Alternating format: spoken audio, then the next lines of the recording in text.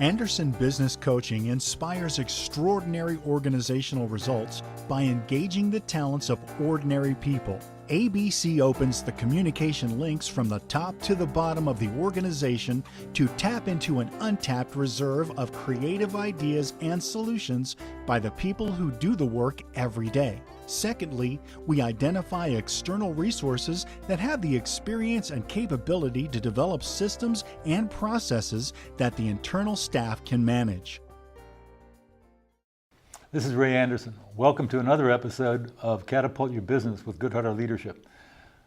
I'm really honored today. I'm going to be able to speak to a gentleman who's developed a technology that's really remarkable. But before we get there, I want to touch on 5 principles that I keep reiterating because of the importance of them in building a strong business that not only does well, but does good. And Michel von Scheck is going to be able to explain how he's used this technology. But the first principle here is united vision. If you can't have everybody inside your organization and the community working in the same direction, we get fractured, and we see that all the time. The second thing that's really important is fearless communication. Too many times, and Michelle's going to be talking about that, how many times inside of businesses, if people are afraid of communicating because they're called names or because they're troublemakers or because they feel like they can't communicate, the opportunity to really make a change, significant change, gets pummeled in some way. Number 3 is how do we get them appropriate skills? It's very difficult to teach people what's appropriate. And what's really interesting about this today is we have this Ebola crisis in the nation, which is representative of poor protocols, people not knowing what they do, not being appropriately trained, and so we're going to be talking about that. Number 4 is meaningful incentives. Unless people are incented to do something, and this isn't about money as much as it is about challenge, it's about resources, it's about having an opportunity, it's about feeling like you belong. And finally, necessary resources. If we can change people's ideas of what a resource is, as an example, if a CEO understands that he can't go any further and he just tries to hire the resource he can afford, it's quite possible he will never get the capacity and the talents and the ability he needs. And so Michelle's an example of somebody who's really been able to understand these 5 principles, and we're going to have this opportunity to share with him. He's developed a company called AquaOx, and today we're going to be talking about how that technology that he's been using here in the United States and also has been used extensively in Japan could really be of value, not only today here in our hospitals, but potentially in this Ebola crisis and other places. Welcome, Michelle. It's good to see you again. I always enjoy seeing you. I'm anxious to be able to learn more about this. So would you begin by giving us a little of your background story, because you have such a fascinating history with your father, where you come from, and how you happen to end up here in the Inland Empire. Sure. I was born 45 years ago in the Netherlands. My parents had a small company where they had hotel vessels, and I had the opportunity to go to East Europe, and this is where I first saw this technology. I saw it in a Russian army hospital, where they very simply made on-site a cleaning and a disinfecting liquid. And as I saw that, I was immediately intrigued with it and wanted to learn more about it. And that was the path that I followed. So I went to Russia, met some people in those institutes, made some joint ventures, start trying to commercialize the technology. And yeah, it's been a long road. It's 18 years ago that started, and we are right now at a point that we think that the technology is perfected, and we have done some successful things in the last 2 years, and hopefully we can continue that path. Cool. If you could, you've abbreviated 18 years in about 30 sentences. So, yeah. You know, what I'd like you to do is what led, after you discovered the technology, what led you ultimately here? And how did you end up in the Inland Empire when you could have picked any place in the world? Well, it's a good question. I was doing a business with people in Russia. I not necessarily wanted to live there. I picked a small country, was Estonia, had a very good business climate. So I stayed there, learned to know my wife there. At the moment that we knew that we were expecting, we wanted to go out. We thought this was not the right place to raise children. So it was not really a business decision, it was more like a private decision. Oh, okay. So And then we went, so where we want to raise our children and where we want to have our family and where is a good business environment. So I choose to go to the United States and proved to be a very good decision. Well, good. So now, were you in Russia prior to the fall of the Soviet Union, or was this subsequent to the fall of the Soviet Union? I was in. It was just after the fall of the wall. So all this kind of helped you. Now, as I understand it, your family still lives in Florida, and you're doing your business here in an empire. Is that correct, or? Yes. When I came over here in 2006, 2007, I basically was importing equipment that came from the Netherlands. My brother's still involved in the business there. We have a facility over there. This country works a little bit different. The markets are different, so we had to adjust that whole program. In 2011, I got my own line of product here made in the United States, and I was getting traction, getting equipment installed around. And by the end of 2011, I was phoned by a company, a local company here, that wanted to know more about my abilities to make hypochlorite acid. Mm-hmm. And that ultimately led to, in 2012, to a new partnership. Mm-hmm. And that brought me here to California. All right. Now help us out here a little bit, because I know the technology used is very sophisticated. What's your educational background, and how did you happen to move into this? Was this self-taught, or was this part of your? Yeah, my education is I am basically a bachelor in accounting. I did some marketing and economics, so I don't have really a technical education. The technical stuff, I learned that somehow I had some touch for things. When I was first getting stuff from Russia, and we made things in the Netherlands, it wasn't always right. Mm-hmm. And then I had engineers working, and they came up with some solutions which didn't always seem right to me. So I without having maybe a clear theory how to do things a different way, I just forced to do it, and sometimes it worked. So we found some things by trial and error. Well, no, it's interesting. You of course know the story of Edison, who really didn't have a formal education. I think he left school mm-hmm. when he was in the 8th grade, and his point was that somebody said, you've tried this 1,000 times and it didn't work, and he says, no, I found 1,000 ways in which to get better.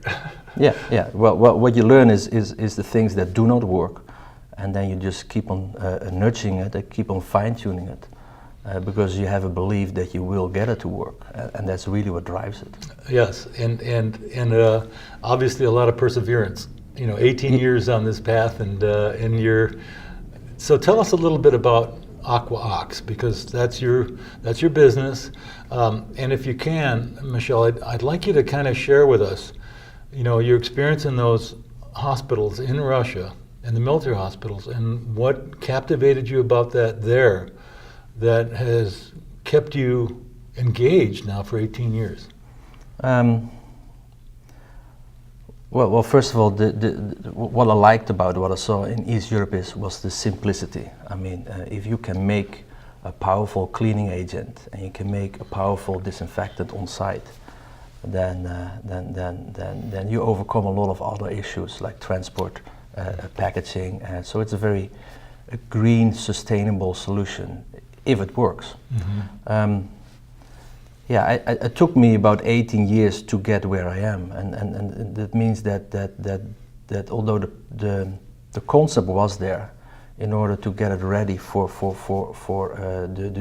the market here in the United States, a lot of things had to be in place. I founded my company in 2007 in Florida, basically in the beginning as a consulting company, using the European facility as my production facility. In 2012, I made a big step by getting a partnership here, and the partnership basically meant that I didn't have to go out and sell equipment to make a living.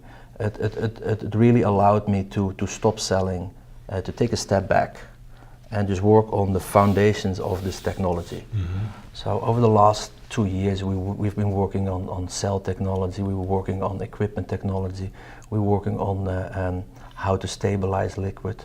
So we work on all those things, and that was a good decision to stop selling. I mean, our technology is really perfected in the last 2-3 years, and there is already a success because we have successfully licensed a part of the technology to a local company that is using it for making wound care products. Interesting, and I think one of the things you said before we got on air was that no, we don't sell things. How did you put that? Yeah, I always say so. I don't think we are a sales company. We are a clean tech process engineering company. So we engineer solutions. So we don't sell anything. But what happens if people like what we do, then they will buy from us. And so that's a beautiful segue. Thank you very much. Because what I was looking for here is that as we're moving ahead, there are two things that are interestingly convenient today, given the crisis on Ebola, but more importantly, what we've seen recently is the virus that's attacked all these kids all over the United States. I think you said that there was a case of hoof and mouth disease in the East Coast. We know that literally 25% of all hospital stays end up with the person who goes in to be healed, gets sick, because basically there is very poor ways of being able to disinfect the hospitals to make them really, really clean. And my understanding, that's what's really attracted you. Is that an accurate? Yeah, I think so. I mean, health is one of the most important things that you can have in your life. So a healthy environment is crucial to be healthy. And if we go right now to schools, or we go to hospitals, or to other facilities, the way we clean and the way we disinfect is not doing the job. And it's not that you can finger point it to one single item. It's a combination of a few things. I mean, we expect that the lowest paid employees in a hospital is taking care of this very important job. And then we expect them that we give them some tools, some disinfectants, using those people, that we will get good results. Well, the proof is that we don't get good results. In fact, the results are terrible, and that's why you see those outbreaks of C. diff, you see those MRSA outbreaks. I think those things can be prevented, but it can only be prevented if we have a comprehensive turnkey system, where you engage the people of the hospital, where you engage the cleaning staff, where you engage the nurses, where you engage the management, and then you have to change the system altogether. So it's not one magic thing that will do it. It's almost like teamwork. No, exactly, and I think one of the reasons that I wanted you on the show, there's always been the ability to solve problems across the United States where we are. But many times I find there has been no will. And what I mean by that is that, as an example, instead of a hospital, and you and I were talking a little bit about your role as a CEO, one of the things that attracted me to you personally, Michel, is that you were both willing and able to learn, because you said, I have so much to do, I have to have other resources, or else I won't be able to get to where we want this to go. In light of that, one of the things that you've helped me understand, and it goes back to these principles I was talking about, unless your company and everybody in it in the hospital has unified vision, and that vision is that we will have no or zero infections caused by poorly cleaned instruments, then we place that all on, like you said, on $9 or $10 an hour people who really don't understand the power of what they do and how that can transform the hospital. And so I like what you're telling me is that the challenge is that we are accustomed to simple solutions for complicated problems. Correct. And what you're saying is that, yes, this is simple, but it's not easy. And I wanted you to share a little bit about your experience, because basically, as you said, instead of selling your process, you wanted to go in and improve it. Give us a couple of examples of how you went into hospitals and verified the challenge that we're talking about here and the change that you saw in the people once you were able to really break down that I don't even know how to define it, that malaise or that sense of well, we only get $9 an hour, so that's all. That's well, there is a certain status quo in cleaning, and people believe this is the way it is. This is the way it always has been, and it's the way it will be. And it's our mission, and we believe that we can break that. We believe that we can change the status quo, and showing them that by on-site making sustainable liquids by using some smart applicators, that we can change the results. So how do you do that as a small company? Well, I was fortunate enough to employ a previous EVS manager from a hospital. Okay, what's EVS? That they call it environmental cleaning. So, okay. so that's really the part of the hospital that has the responsibility to make sure that all the services are clean. So I got him on board. It's about a year ago, and then we discussed how we do it. So we want to get in the door first. So we go to hospital directors, and basically we say, how do you know that your rooms are clean, terminal clean? Well, it seems that they rely on the service company, and the service company give them the numbers, and they said, well, why don't you allow us and we will check if those numbers are right. And then we did those checking, and we basically found out that between 30 and 40% of the terminal clean rooms are not clean. And then we checked it with the nationwide numbers, and that is more or less in line. Although it's not acceptable. I mean, if you are a patient and your immune system is low, you would expect that you sleep in a room that is terminal clean. Well, it's not. Terminal clean means it has no bacteria or no germs. Correct. So because your immune system is low, and if there are bacteria, that's the point that you contract infections. Right. So we did that. We saw the numbers, and then at the same time we did not only show them, you see the numbers are not good. We cleaned them with our system, and our number was about 2%. 2% of what we did was not clean, and that is very much the same as the number in Japan, where they use this technology already. So we showed it to the hospital there, and they said, well, these are the numbers. What we would like to do is the following. We would like to train your staff on our equipment, and we like them to continue what they do right now, and we just follow them. We follow them, and we will analyze the results. So what happened is that the hospital staff that does the cleaning, of course they were not totally informed what and how and where, but they were aware that we were following them. We were aware that we will track how good they are. So always people afraid of change. So they did a real good job, because they didn't know what we had in mind there. Right. So whatever they had, they said, well, we're going to be checked, so let's make it as clean as possible. And they did, and they really worked hard. So the number came down, say, from 38 to 24% on average. So the Now best. this is the frontline cleaning staff. Yeah. So Okay, they did the best efforts, and still 24% of the rooms filled, and then we let them do our system, and whether they were motivated or not, I can't tell, but the number was 2%. And that was very powerful, because when we came back to the staff, I said, listen, we know you did this, and we know you did the best to get it clean. We don't know how motivated you were with our system, but this is the number. So it is not you. You work with a broken system. And that was a big hurdle to take. But once we took it, basically the cleaning staff became a believer of our system. And then it just went all the way to the top of the hospital, and everyone became more aware. You know, we should do this. I mean, this makes sense.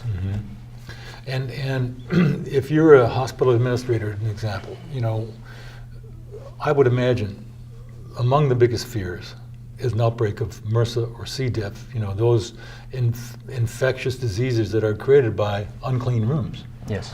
And so when you go from 32% to 24% to 2%, there is a statistical improvement that is extremely profitable to the hospital. So if you look at it just as bare numbers, it's significant. Is that correct? Tell me. Yeah. Well, under the new Affordable Care Act, hospitals have to pay for treatment of patients that got infected in their hospital, and those infections on average cost.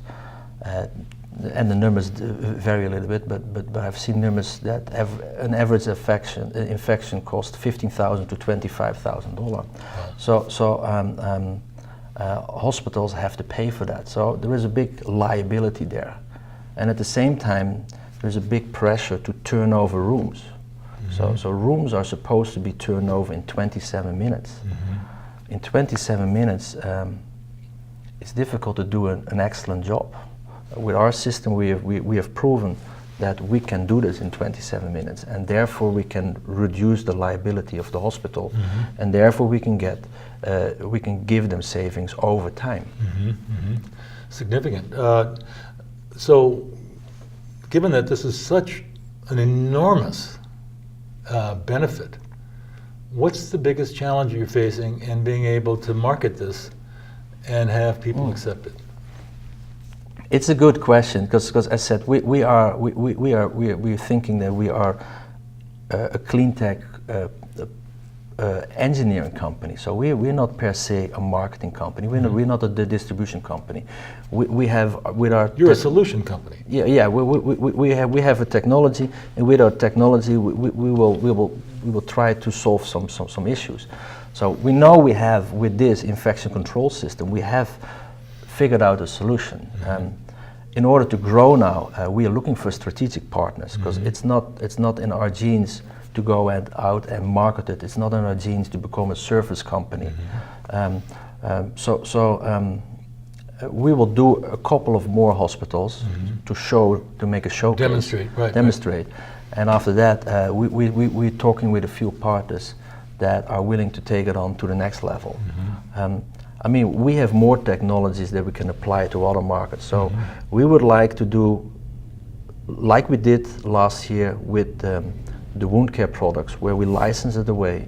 We would like to get the infection control system licensed to one or more companies, so that they can run with it, and that the public really can see the benefits of it. And so, you know, one of the things that there are two parts of this question. One is you as a CEO who's expressed a desire, since I've known you, to be able to, one, build a technology and prove that it works. The second one, and I'm asking this in terms of helping listeners now understand, you know, the power of good leadership. Tell me a little bit about what you're doing, including the licensing, to take all this 18 years of experience and be able to spread it out in some entrepreneurial, effective way. I always, first of all, you got to have faith, You got to trust in yourself and then make a decision. So that's always what is governing me. Also, you have to understand your limitations. So I understand that I probably will not be a good manager of a service company. I probably will not be the best manager of a distribution company. But I feel very confident and very at ease with what I do. We are playing with the technology, we find some solutions, and once it is there and we prove it, the proof is really the key point. Once we prove it, we just hope that there are other companies that take it and so far so good. Yeah. But it is not in our genes, and I tell all my people, this is what we should do. This is our core business. And that is not our core business, but it's probably someone else's core business. Right. No, that's a very good example. And so the point is that you've already recognized your strengths and you're now delegating or outsourcing your weaknesses to organizations Correct. whose core competency is in distribution. Correct. Or, you know, that's a very good example. The other thing that we touched on prior to the start of this that I thought was really fascinating. One is that I talked about the Ebola and what's going on in West Africa, and you made a very, I think, insightful observation saying, you know, we could do something about that, but there are things right here within my arm's length that we need to be focusing on that could be more value. Yeah, as I said, I working or recognizing your limitation. I mean, Ebola is very tragic, but in Africa, much more people die of malaria, and the public apparently doesn't care about it. So to help people in Africa, it's going to be a difficult task. What we could do, we just could go back to what we do here and protect ourselves in this neighborhood. Right. I mean, I have proven with this infection control system that the system more or less is broken. So we should learn a lesson and try to apply that here. I mean, I'm not providing here a quick fix, but I'm providing here something structural so that in future an outbreak of a virus or even the fast increase of hospital-acquired infections will be reduced, and we can do that. So I think we should focus on the things that we can do here right now as a structural way, rather than panicking and reacting on something that is happening. That's a very good observation. And one of the things that you observed, and now that I understand, you know, the technology works on electrolysis. So when you have your mister, explain a little bit about that. The specific thing I'm referring to is, you know, aircrafts who are now contaminated. Tell us a little bit about how your technology could expedite the disinfection of something like that, a closed container. Okay. First of all, our disinfectants that are EPA approved, these are produced, or we call them generated, using a piece of equipment where we charge the water. So these liquids are not chemicals per se. We call them, they are metastable. Means that they are biodegradable. So that's why it is really sustainable, a good solution for the future. That's why we can say they are greener. However, we should apply them within a certain period. I mean, they're effective and they do work, but they don't last. And that is a good thing. But it gives us also a limitation. So we use those liquids, and we want to use those liquids in the most effective way. So we have electrically charged liquid, and if we would spray them with an electrical charge as well, then the hypochlorite acid, which is the active ingredient, will go to every surface and it will wrap it around. So it's the surface will be grounded. And we give it a positive charge, and it wraps around. So it's like electroplating. Yeah. So if we go to back to a hospital room, you look under the bed. We have coverage. If we would apply that into an aircraft, then basically our team will come with a backpack or something like an electric sprayer and spray in there, and it will go everywhere. So if you have your tray, You don't have to get it down. It will wrap around. It will wrap around. And that is probably the most effective way to get our solution on a surface. And you know what's interesting about that, I'm sure you're familiar with Edward Deming. I'm not. All right, well I'm going to very briefly explain this because I think it's relevant to your explanation about Japan. Edward Deming was the father of quality. Okay. And basically in the early 50s, he designed this quality system to reduce errors, which is the predecessor of Six Sigma, which is, 4 parts per million or 6 parts per million. And he brought it to American industry and said, I have this quality control system that would eliminate errors and eliminate mistakes. And literally, he could get no audience at all. Because basically, in the 50s, Americans were making money because there was no intact infrastructure in any place in the civilized world. But he went to Japan, and the rest is history. The Japanese picked up those things, and the reason that we buy Japanese cars in America now more than we buy European or American cars is because the quality's higher.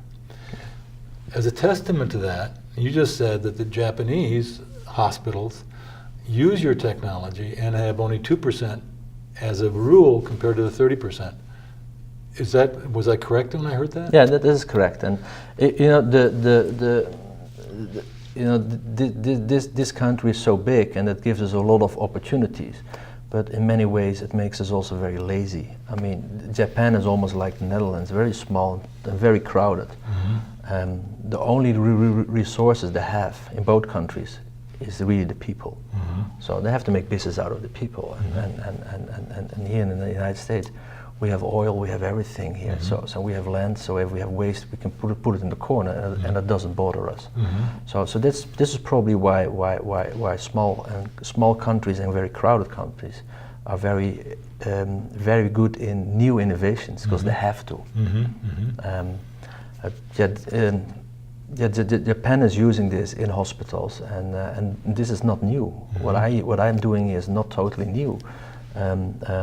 Didn't you say they've been actually using it for 30 years?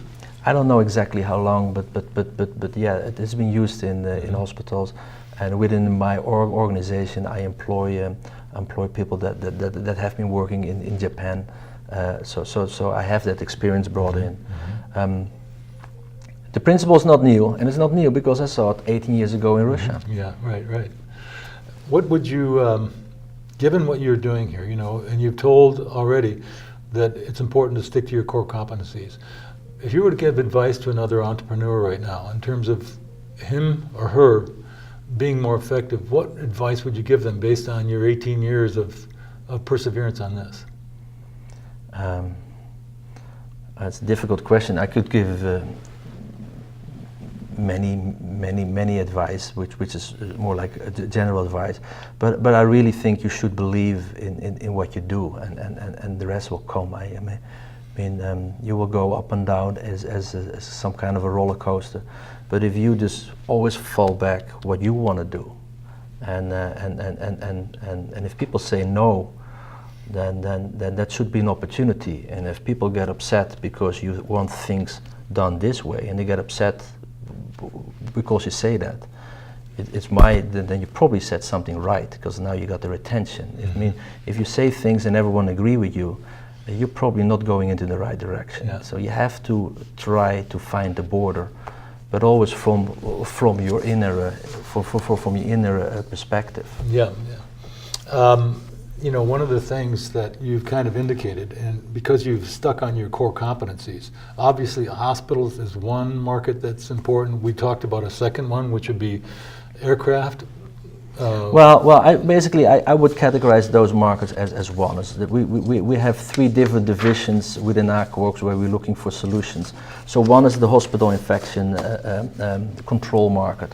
I think we have discussed it. We have done this year something else, which is maybe not so groundbreaking, but it's very important. We work with a company that is sanitizing and washing most of the eggs.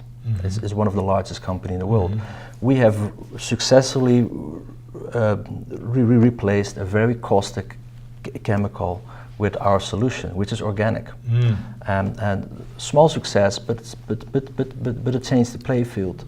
So Now we're talking about eggs. So Yeah. okay, so you remove all the salmonella, any bacteria on them. So when when eggs are being packed or primary being packed, they have to be sanitized and washed, and they still use all kinds of caustic chemicals. Right. And of course there is a drive and a need to have everything organic. We want to buy organic eggs. We don't want to use those chemicals. So that company asked us if we could do something better. We didn't know if we could, but we worked the last 4 or 5 months, and basically we have proven that we can replace that caustic with a way less caustic, an organic liquid, and get the same results. Right. So that's totally in a different area.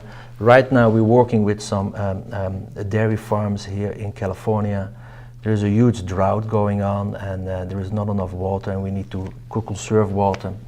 There is water on farms that is used to wash the animals, to clean the animals, to wash. We think that we can reuse that water, and by doing so, we might be able to conserve water, which is something we have to do right now in California. A third area is oil and gas. A lot of biocides are used for fracking. Chemicals are used to treat the water that comes out of the wells. There are problems in the wells with gases that arise. The standard chemical is right now 2% glutaraldehyde. We have proven that our biodegradable biocide is twice as effective, and basically we could replace it. It's not happening right now. It will take some time. I believe as regulations will step up and water shortages get bigger, at a certain moment they have to use our liquids. Right now, if they can get away with the cheapest liquid or chemical, the companies will use the cheapest chemical. It's an oil and gas, more or less a waiting game, but I think we have the solution to use in fracking. So if we start fracking in California, we should not use the chemicals. We should use the biodegradable solutions that we have. Right. No, and that makes a lot of sense. I think part of the issue is economic. And what I mean by that is that you have a very entrenched chemical industry who spends an enormous amount of money and makes an enormous amount of profit on these chemicals to clean and sanitize. How are you dealing with that, and how do you overcome their lobbying efforts and their efforts to maintain control over large parts of the market? Well, it's tough. I mean, you can't compete one-to-one. These companies are way too large, have way too much money to spend. I mean, so you have to find certain niches, and then you have to find ways around your product offering that makes it unique. And I think we have proven with the infection control system that if we add applicators, if we do stuff, and we get smart cleaning tools, then we can pack it, and now we can compete. But bottle for bottle, a chemical for my solution, I will never win this. Right. So tell me how, because I think what I understood, because you've proven this, you don't simply say it is better, but as you did at the hospital, you proved that it was more effective. What is the biggest barrier to a hospital migrating from the current chemical to your solution, which is obviously more effective, but I assume the upfront costs are going to be higher? No, we have not charged. So we have a contract with a hospital system in North Carolina. We have not charged them an upfront fee. We charge them a monthly fee over a certain thing, and so for them there is not a big a step to take. If we want to implement this on the largest scale, then I said I need other companies around to take it. I as a small company cannot finance 100 hospitals, just putting equipment out. I mean that was just in capital too much money. So I want to do it a few, and then provide the model that if someone would purchase the equipment and purchase the whole thing, they can make money, passive money for the next 3 years. If that model, if I can prove that, then I'm sure that there are other companies that said, hey, I want to be in that model. I want to do the service to hospitals. And now a hospital would be would be very happy because they see a service company servicing them, rather than an engineering company doing something. Got it. I think what might be fascinating to you, I had the privilege of knowing at one time Jim Robinson, who was the former president of Pratt Whitney, one of 3 companies that manufactures engines for large jets. And what surprised me, I said, how do you go to market with those? And he said, well, basically, if you're the CEO of American Airlines, we simply come into you and say, here's one of our engines and here's $2 million. And I said, tell me a little bit about that model. And the model was very consistent with what you just expressed. He said, what we do is we make our money on the service because we have to manage those engines, we have to repair them. And to me, that model that you're talking about, and it goes back to the point you made, if you continue to work in your core competency, and then you find licensing agreements with larger companies who are willing to then move that in the marketplace, they win and you win. Correct, and it is not that we just say, here's our equipment, here's our applicators, here's our tools, and here's our protocol.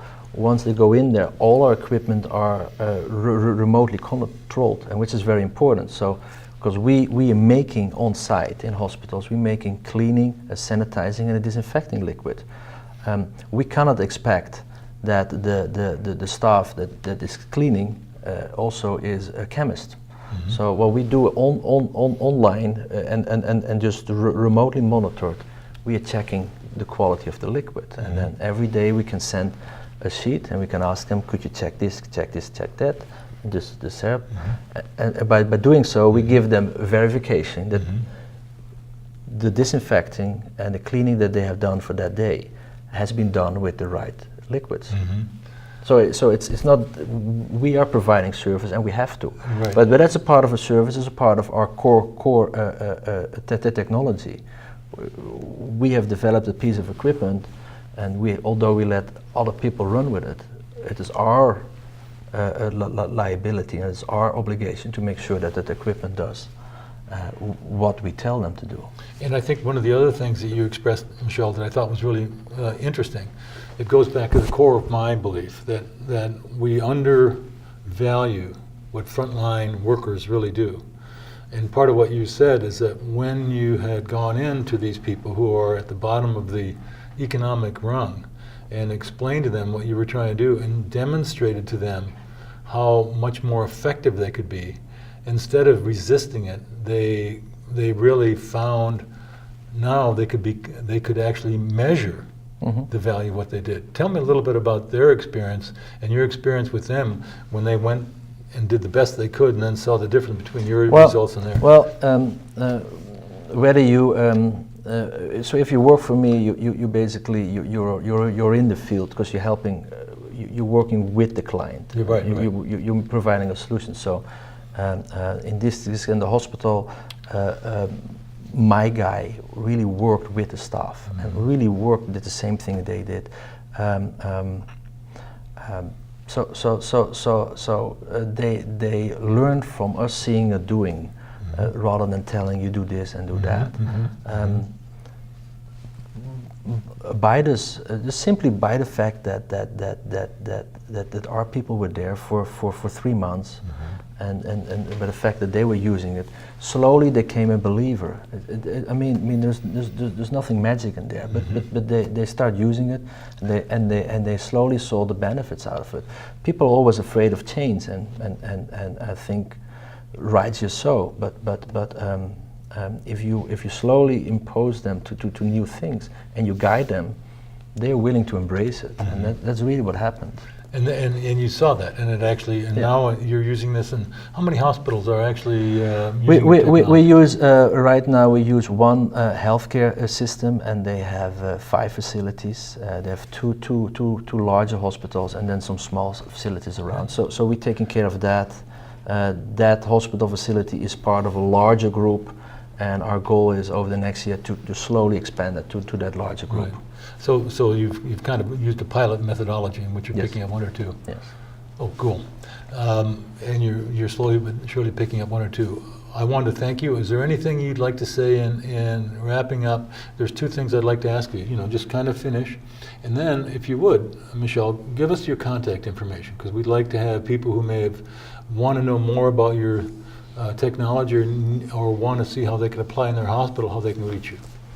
They can go to the website. It's www and then aquox, AQUAOX.net. Okay. And if they want to talk to you personally, who should they call? They can call the office, and the office number is here. I have to look because I don't use it too much. It's 909-829-1664. Repeat it, please. 909-829-1664. Great. Is there anything else you'd like to say in conclusion? Thank you for having me. Oh, you're welcome.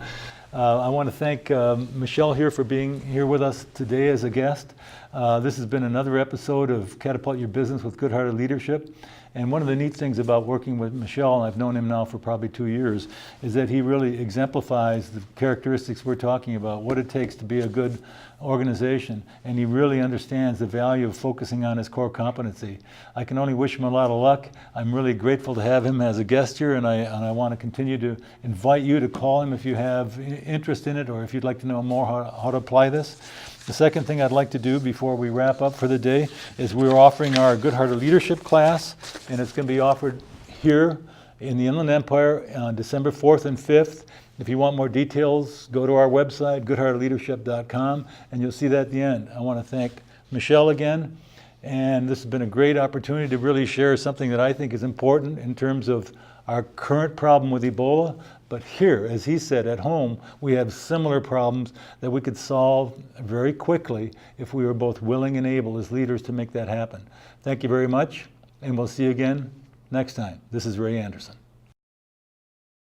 Anderson Business Coaching inspires extraordinary organizational results by engaging the talents of ordinary people.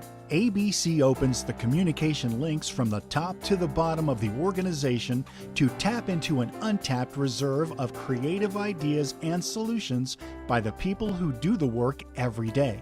Secondly, we identify external resources that have the experience and capability to develop systems and processes that the internal staff can manage.